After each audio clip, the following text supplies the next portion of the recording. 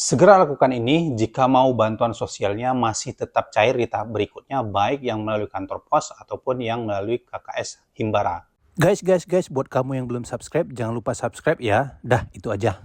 Assalamualaikum warahmatullahi wabarakatuh. Kembali lagi di channel saya Imam Rusidin. Apa kabar teman-teman semua? Semoga teman-teman semua selalu diberikan kesehatan. Amin amin ya rabbal alamin. Saya ucapkan terima kasih buat teman-teman semua yang sudah setia mendukung channel ini, baik dengan cara like, komen, subscribe, dan juga share.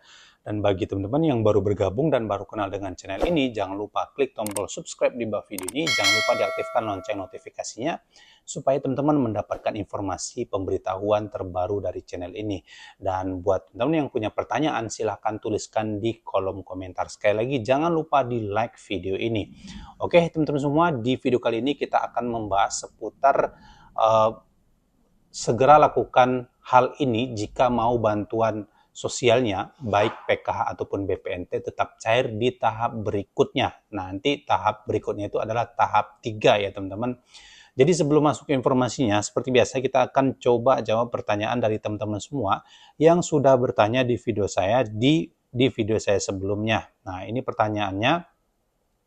Kalau harus lewat KKS yang baru berekol, pasti akan lama cairnya. Pasti keburu anak sudah masuk sekolah. Berdoa saya semoga BPNT PKH dan BPNT di pos ini segera cair. Nah, jadi teman-teman memang saat ini Kementerian Sosial sedang berusaha ya mengalihkan proses penyaluran bantuan sosial, baik itu PKH ataupun BPNT, yang awalnya dari PT Pos Indonesia, ini akan diusahakan untuk dialihkan ke KKS Himbara. Nah, kenapa? Karena proses penyaluran bantuan sosial yang disalurkan melalui PT Pos Indonesia ini membutuhkan biaya penyaluran. Ya, ini kalau nggak salah disampaikan oleh Pak Menteri itu per KPM-nya itu Rp15.000.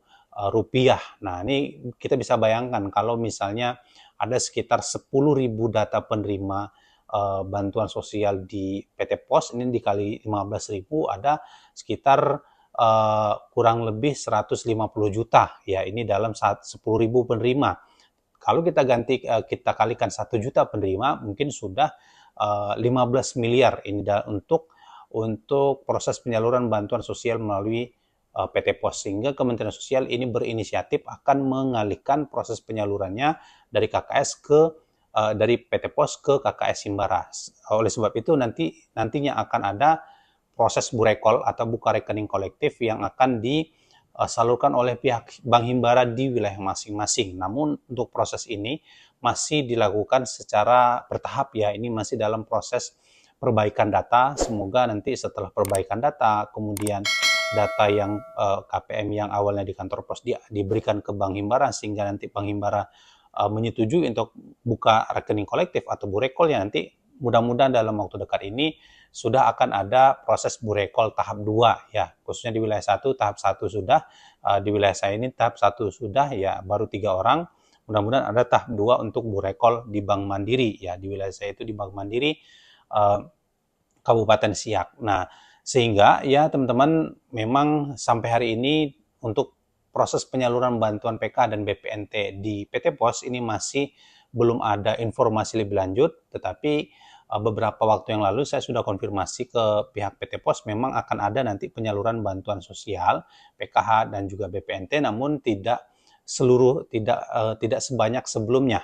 Nah, ini pihak PT Pos juga masih menunggu surat perintah membayar dari pusat ya, untuk nantinya bisa segera disalurkan bantuannya ke KPM-nya. Nah, ini tetapi sekali lagi tidak semua penerima yang di PT Pos kemarin ini akan cair lagi melalui PT Pos, tetapi hanya beberapa saja ya, ini konfirmasi dari pihak PT Pos. Nah, jadi teman-teman, kita masuk ke informasi utamanya ya. Buat teman-teman segera lakukan satu hal ini supaya nanti bantuan di tahap berikutnya, di tahap 3-nya masih bisa cair melalui KKS ataupun melalui ATM ya teman-teman. Jadi dalam rapat rakor ya, rapat koordinasi Kementerian Sosial dan juga BPS, pihak BPS ini menemukan sekitar 700.000 data individu ya, ini yang NIK-nya bermasalah sehingga tidak bisa dimasukkan ke dalam data DTSN atau data Tunggal Sosial Ekonomi Nasional.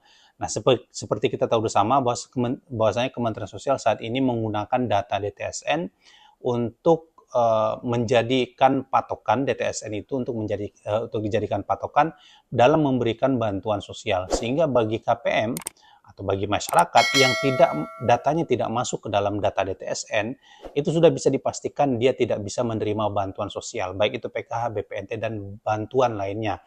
Nah, sehingga pihak BPS menyampaikan ada 700.000 lebih, ya ini data individu yang anomali, tidak bisa masuk ke dalam data DTSN. Ada beberapa faktor ya.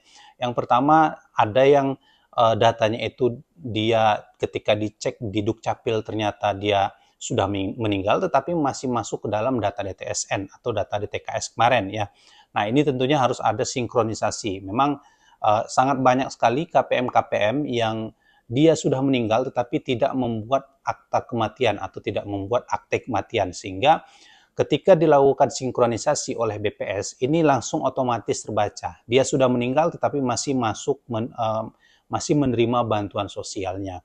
Kemudian ada faktor yang kedua, ini ada beberapa KPM juga atau beberapa penerima bantuan yang NIK-nya anomali ya. Dia karena belum melakukan perekaman EKTP. Nah, ini biasanya yang seperti ini yang lansia ya, yang lansia atau disabilitas yang belum EKTP. Nah, masih KTP lama, belum elektronik ya, sehingga datanya itu terbaca tidak aktif di DTSN, sehingga kemungkinan besar kalau dia datanya bermasalah di DTSN, ini kemungkinan besar bantuannya tidak bisa masuk ke dalam rekening ya, baik tahap 2 ataupun tahap berikutnya, tahap 3. Sehingga kalau teman-teman masih mau menerima bantuannya, ya selagi masih layak ya, selagi masih layak dan ingin bantuannya tetap cair di tahap 3 besok, yang belum melakukan perekaman EKTP, segera lakukan perekaman EKTP. Nah, ini biasanya yang lansia ya.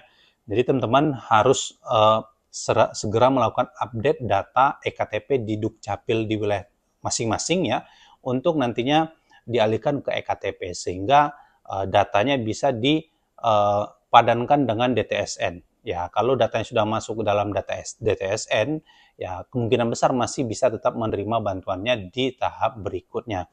Nah, kemudian teman-teman, Kementerian Sosial juga saat ini sedang melakukan pengecekan evaluasi terkait 500 data penerima bansos yang terindikasi dia bermain judol.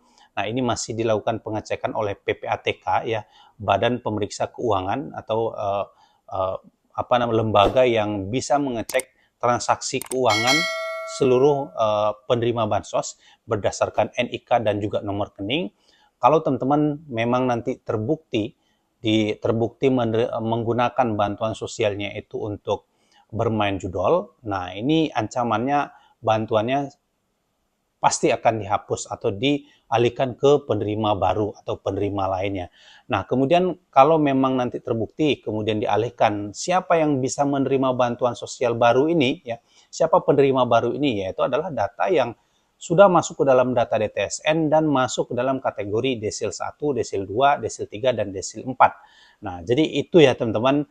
Sekali lagi buat teman-teman yang belum melakukan update NIK ya, belum EKTP, kemudian NIK-nya tidak aktif, ini segera lakukan pengecekan di Dukcapil terdekat. Ya, ini teman-teman hanya bisa melakukan pengecekan KTP aktif atau tidak aktifnya itu hanya di Dukcapil di wilayah teman-teman masing-masing ya. Jadi supaya bantuannya nanti di tahap 3 masih bisa cair, pastikan NIK teman-teman, KTP teman-teman sudah EKTP atau KTP elektronik, dan pastikan NIK-nya sudah aktif ya teman-teman, sudah online ya teman-teman. Oke, mungkin itu saja informasi kita pada hari ini. Semoga informasi ini bisa bermanfaat dan berguna bagi teman-teman semua. Jangan lupa like, comment, subscribe, dan juga share. Dan buat teman-teman yang punya pertanyaan, silahkan tuliskan di kolom komentar ya teman-teman. Dan pastikan teman-teman sudah like video ini dan subscribe channel ini supaya teman-teman mendapatkan pemberitahuan terbaru, informasi terupdate seputar bantuan sosial, baik PKH, BPNT, dan beberapa bantuan lainnya dari channel ini.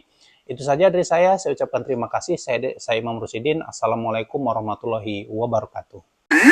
Ada 777.385 individu ditemukan pada saat ground check tetapi status di Dukcapilnya mengatakan NIK tidak aktif, Pak.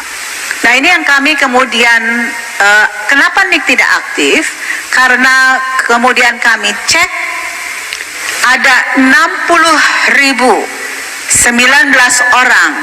Ini kemudian kita bisa kategorikan sebagai yang aktif, tetapi kemudian kita temukan ada 653 orang yang meninggal, dan mayoritas yang memang dikatakan tidak aktif oleh Dukcapil, tetapi ada orangnya pada saat ground check karena memang mereka belum rekam IKTP, Pak. Nah, ini orang-orang ini kemudian hanya tidak terekam oleh Dukcapil tidak aktif karena belum merekam IKTP. Jadi kelihatannya ini kalau misalkan kita bisa dorong orang-orang ini untuk segera merekam IKTP, ini akan kemudian kami aktifkan statusnya NIK-nya di dalam DTSN, Pak, dan kemudian akan kami rekonsiliasi kembali dengan Dukcapil.